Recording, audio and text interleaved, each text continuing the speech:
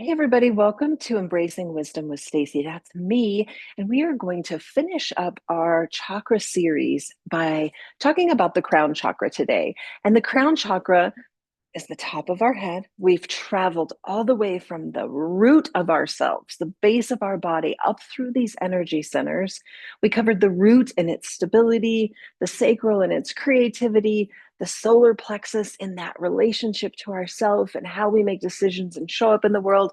We stopped at the heart to breathe and pause.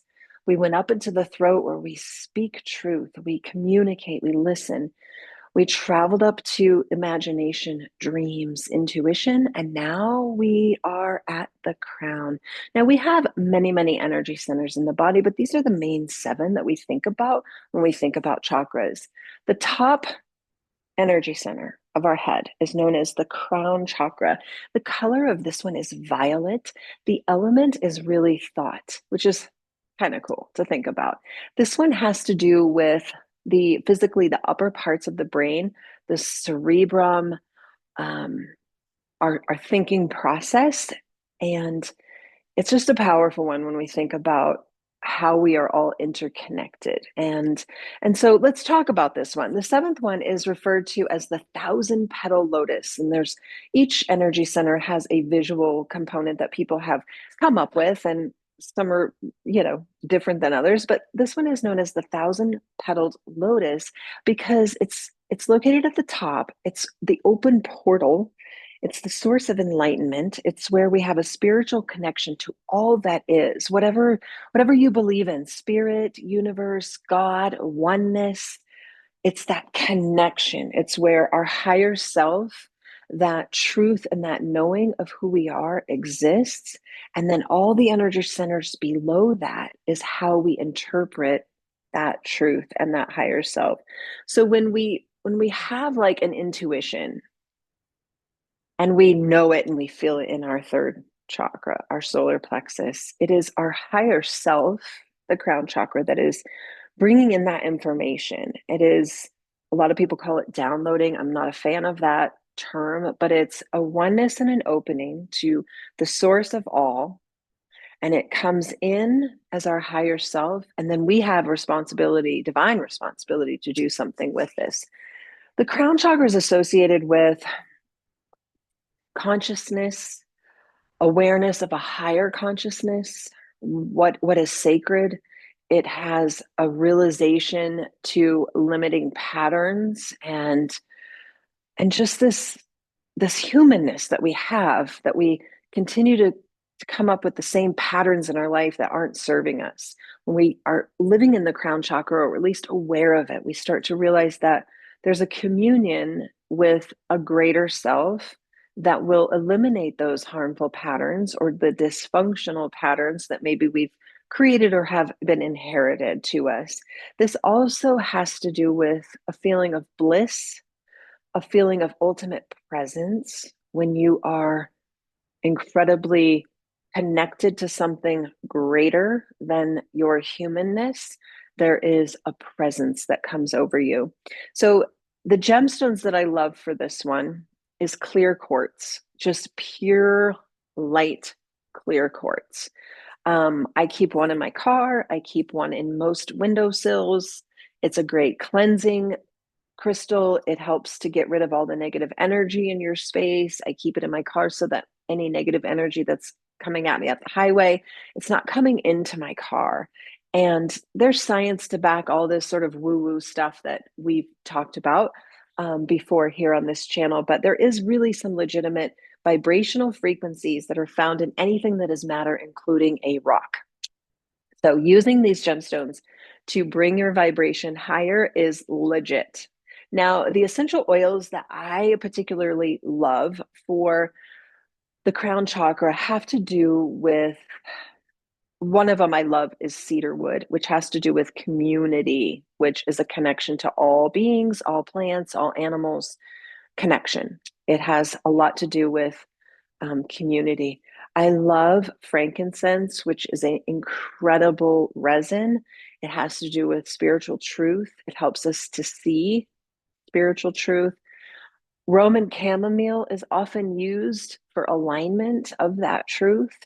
I love rosemary because of its ability to help us receive knowledge, downloads, information coming from source, from our higher self, from God, from universe, from spirit, whatever you call it. It's knowledge. And the affirmation for this one is I understand.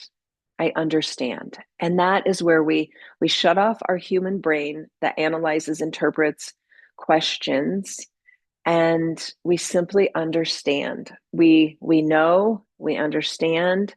Another affirmation that is used a lot with the crown chakra is I know. And so it's where we get out of our way in terms of making excuses, saying, well, it's the way my parents always did it. It's the way I was raised. It's what I know. It's what I've always done. Those are patterns that don't serve us typically. And so it's eliminating those, quieting down the thinking mind, and asking ourselves, what do I need to know? What do I need to know right now? And then listening.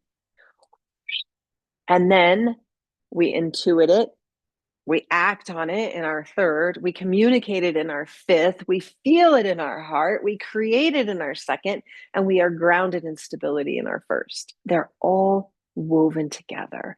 So, just to recap, crown chakra, I know, I understand, connection to oneness, to spirit, to God, to universe, to all that is, to your higher self. The color is violet.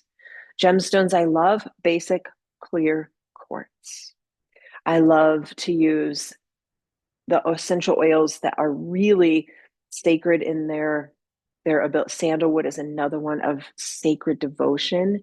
So in meditation, prior to meditation, applying a little sandalwood, frankincense, Roman chamomile on your mustache, breathing it in invites an openness to that higher self. And then rosemary again is great just for interpreting that knowledge in a roundabout way.